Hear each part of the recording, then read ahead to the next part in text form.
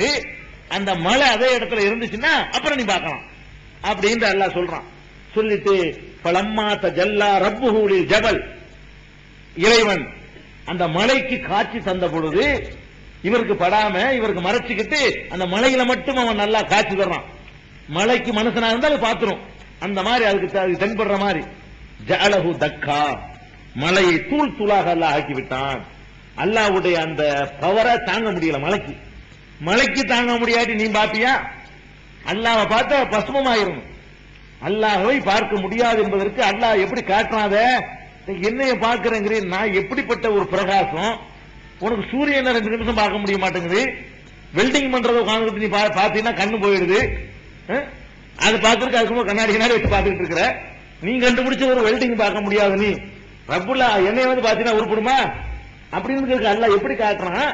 இந்த பாரு மலை பாறாங்கல்ல இருக்கு அந்த மலை, அதுக்கு நான் என்னுடைய ஜோதியை காட்டுறேன், என்ன ஆகுதுன்னு பாரு. அது ஒண்ணு ஆகாம இருக்குன்னா நீ பார்க்கலாம் அப்படின்னு அல்லாஹ். ஒண்ணு தூளா போயிருச்சுல, அது ஆயப்பதிட்டாரு, அல்லாஹ் பார்க்க வேணாம் அப்படின்னு. அதே மாதிரி அல்லாஹ் வந்து குர்ஆன்ல சொல்றான், உஜூஹுன் யௌமைதின் நாதிரத்துன் இலா ரப்பிஹா நாதிரா, சில முகங்கள் அன்றைய தினம் மறுமை நாளையில தன் இறைவனை காணும். மறுமை நாட்டம். இன்னொரு வசனத்தில் அல்லாஹ் சொல்றான், லா துத்ரிக்குஹுல் அப்சார், எந்த பார்வைகளும் அவனை பார்க்க முடியாது. குர்ஆன் வசனம், லா துத்ரிக்குஹுல் அப்சார், எந்த பார்வைகளும் அவனை பார்க்க முடியாது. ஓஹோ யுத்ரிக்குஹு, அவன் எல்லாத்தையும் பார்த்துட்டு இருக்கான் அப்படின்னு தான் அது சொல்லி காட்டுறான் அல்லாஹ் இன்னொரு வசனத்துல. மனிதன் பார்க்க முடியாது. அது மாதிரி வந்து இஹ்சான் என்றால் என்னன்னு ஒருத்தர் ஜிப்ரீல் அலைஹிஸ்ஸலாம் வந்து கேள்வி கேட்பாங்க. அப்ப ரசூலுல்லாஹ் என்ன விளக்குவாங்கன்னா, அன்த அமுதல்லாஹ கஅன்னக தரா, நீ பார்ப்பது போல இறைவனை வணங்க வேண்டும். ஃபஇல்லம் தகுன் தராஹு ஃபஇன்னஹு யராக், நீ அவனை பார்க்கிறது இல்ல, அவன் உன்னை பார்க்கிறான். அதான் அல்லாஹ்வுக்கு நமக்கு உள்ளது. நாம் அவனை பார்க்க முடியாது, எவரும் பார்த்தது இல்லை, எந்த நபியும் பார்த்தது இல்லை. இதுதான் யதார்த்தமான நிலைமை. இந்த மேராஜ் எல்லாம் போயிட்டு வந்த பிறகு, இந்த சம்பவம் எல்லாம் நடந்த பிறகு ரசூல் ஸல்லல்லாஹு அலைஹி வஸல்லம் அவங்கள்ட்ட வந்து அல்லாஹ் வந்து சஹாபாக்கள் கேட்கிறாங்க, ஹல் ரஅய்த ரப்பக, உங்களுடைய இறைவனை வந்து நீங்கள் பார்த்திருக்கிறீர்களா அப்படின்னு கேட்கிறாங்க. அப்ப ரசூல் ஸல்லல்லாஹு அலைஹி சொல்றாங்க, பார்க்கிறதா, ஒஹுவ நூறுன் அன்னா உராஹு, அவனும் ஒளிமயமானவன், நான் எப்படி அவனை பார்ப்பது? ரசூலுல்லாஹ்ட்ட கேட்கிறாங்க, நீங்கள் உங்கள் இறைவனை பார்த்ததுண்டான்னு கேட்கிறாங்க. முஸ்லீம்ல சஹீஹ் முஸ்லீம்ல வரக்கூடிய ஹதீஸ் இது.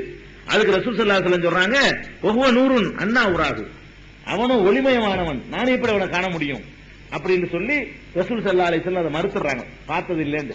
அதே மாதிரி ஆயிஷா நாயகி சொல்றாங்க, மன் ஹத்தஸக அன்ன முஹம்மதன் ரஆ ரப்பஹு, முஹம்மது ஸல்லல்லாஹு அலைஹி வஸல்லம் இறைவனை பார்த்தார்கள் என்று யாராவது உனக்கு சொன்னால் தெரிந்து கொள்ள அவன் பொய் சொல்லுகிறான்.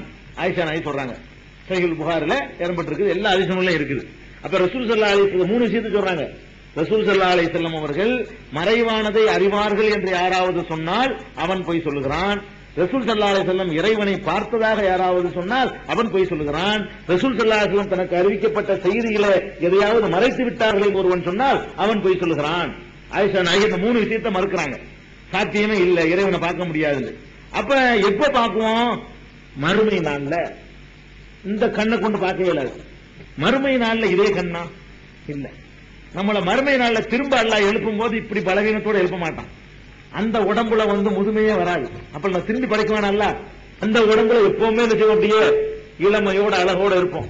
யாரும் கிழவனாக மாட்டோம், முதுமை அடைய மாட்டோம், மழை ஜலம் கழிக்க மாட்டோம், கக்குசுலாம் இருக்காது அங்க. அந்த மாதிரியான ஒரு உலகமா நம்ம நல்லா படைக்கலாம். அந்த கண்ணுக்கு பார்க்க முடியுமா? இந்த கண்ணுக்கு பார்க்க முடியாது. இந்த பலவீனமான கண் இருக்குல்ல, ஒரு சின்ன வெளிச்சத்தை தாங்க முடியாத ஒரு கண்ணு, மின்வெட்டினாலே பார்வை பறிபோகக்கூடிய கண்ணு, இந்த கண்ணை கொண்டு பார்க்க முடியாது. மறுமை நாளில் உங்கள் இறைவனை நீங்கள் பார்ப்பீர்கள் ரசூல் ஸல்லல்லாஹு அலைஹி சொல்றாங்க. முழு நிலவிலே இறைவனை நீங்கள் பார்ப்பது போல.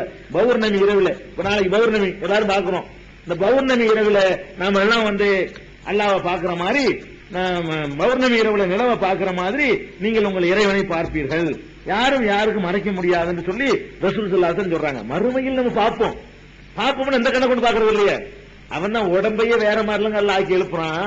வேற மாதிரி பவரை கொடுத்து, வேற மாதிரி ஆற்றலை கொடுத்துல அல்லாஹ் வந்து எழுப்புறான். அந்த கண்ணை கொண்டுதான் பார்க்க முடியுமே தவிர, இந்த கண்ணை கொண்டு, அழிந்து போகக்கூடிய கண்ணை கொண்டு, பலவீனமான கண்ணை கொண்டு பார்க்க முடியாது. அப்ப ரசூல் ஸல்லல்லாஹு அலைஹி வஸல்லம் அந்த நெருங்கின உடனே, சித்ரத்துல் முன்தஹாவை நெருங்கின உடனே தொழுகையைத்தான் அல்லாஹ் கடமையாக்கான தவிர, பேச்சு தான் நடந்துச்சே தவிர, அந்த சிதறத்துல் முன்தஹாவில் இருந்து அல்லாஹ்வை ரசூல் ஸல்லல்லாஹு அலைஹி வஸல்லம் பார்த்ததில்லை. ஒரே ஒரு சூரா ஒன்னு இருக்குது, ஒன்னஜ்மிங்கிற ஒரு சூரா. அதுல தப்பா சில பேர் என்ன செய்யறாங்க, விளங்கிக்கிட்டு அது இறைவனை பற்றி சொல்வதாக விளங்கிறாங்க. சூரத்து நஜ்முன்னு ஒரு சூரா இருக்குது. மாலல்ல சாஹிபுகமாகவா வமா யன்திகு அனில் ஹவா இன்ஹு இல்லா வஹ்யுஹாங்கிற இடத்துல ஃபகான காப கௌசைனி அவ் அத்னா, ரெண்டு புருவம் அளவுக்கு இடைவெளி, அந்த இடைவெளியிலே அவரை கண்டார்னு சொல்லி ஒரு சூரா வருது. அது ஜிப்ரீலை ரசூலுல்லாஹ் பார்த்தது தான் அல்லாஹ் சொல்லி காட்டுறான்.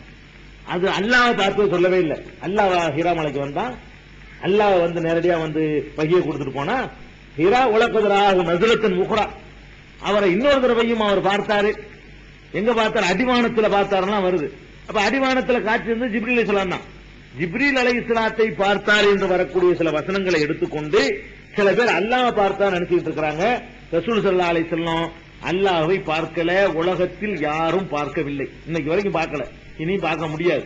அல்லாஹ் எப்படி இருப்பான்னு நம்ம எல்லாம் மரணத்துக்கு பிறகு திரும்ப ஒரு அல்லாஹ் நம்மளை உயிராக்கின பிறகு அப்ப நல்லடியார்களுக்கு அல்லாஹ் என்ன செய்வான், தன்னை காட்டுவான். அப்பதான் எல்லாரும் பார்க்க போறோம். அதுக்கு முன்னாடி ஒருத்தன் பார்த்ததில்லை. இது அங்க உள்ள சம்பவம். அப்ப இந்த சிதறத்துல் முன்தஹா வந்த பிறகு அல்லாஹ்வோடு என்ன செய்யுது, உரையாடல் நடக்குது. சும்மா ஃபுரிலத் அலைய ஹம்சூன ஸலா, எனக்கு 50 வக்து தொழுகைகள் அங்க வைத்துதான் நடக்குதுங்க. 50 வக்து தொழுகைகள் எனக்கு கடமையாக்கப்பட்டுச்சு. அந்த இடத்துல வச்சு 50 வக்து தொழுகை நல்லா சொல்றான்.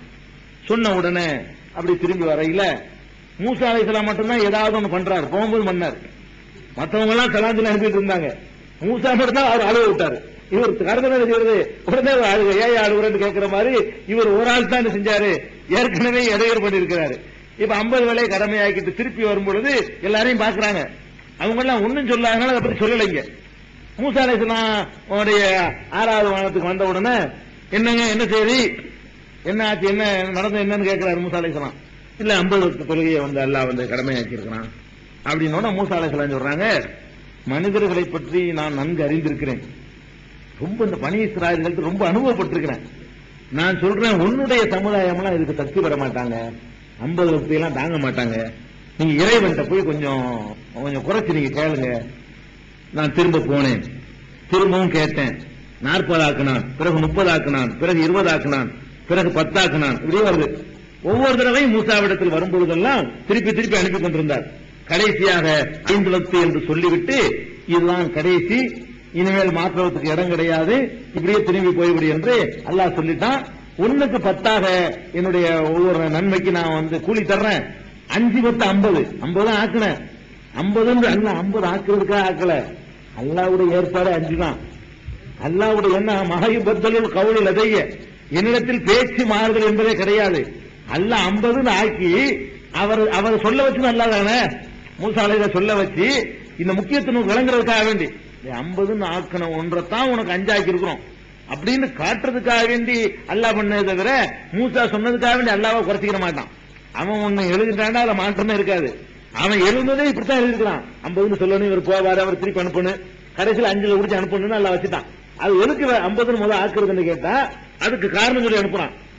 1க்கு 10 என்று நான் உங்களுக்கு தீர்மானம் பண்ணியிருக்கிறேன். இந்த 5 10 50 நீங்க 5 தான் உங்களுக்கு ஆக்கியிருக்கு.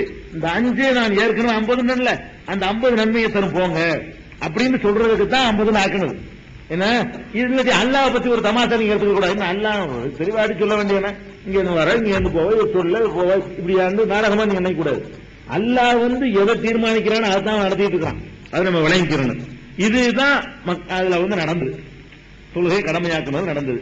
இது போக இன்னும் சில காட்சிகள், இதெல்லாம் இந்த மேராஜிலே தொடரான சம்பவங்கள். அப்படி போய்கிட்டு இருக்கையில ஒவ்வொரு இடங்கள்லையும் உள்ளதை இந்த ஹதீஸ்ல சொல்லப்படல. நேரா அந்த தொழுகை கடமையாக்குறது நோக்கி ஓடிக்கிட்டு இருக்க வண்டி. இந்த ஹதீஸ் எப்படி வருதுன்னா, முதவானவரை பார்த்து 2ஆம் 3ஆம் 4ஆம் அப்படி போய் சிதறத்துல் முன்தஹாவுக்கு போய் அல்லாஹ் தொழுகை கடமையாக்கிட்டு திரும்பி வர்ற வரைக்கும் தான் அதுல இருக்குது.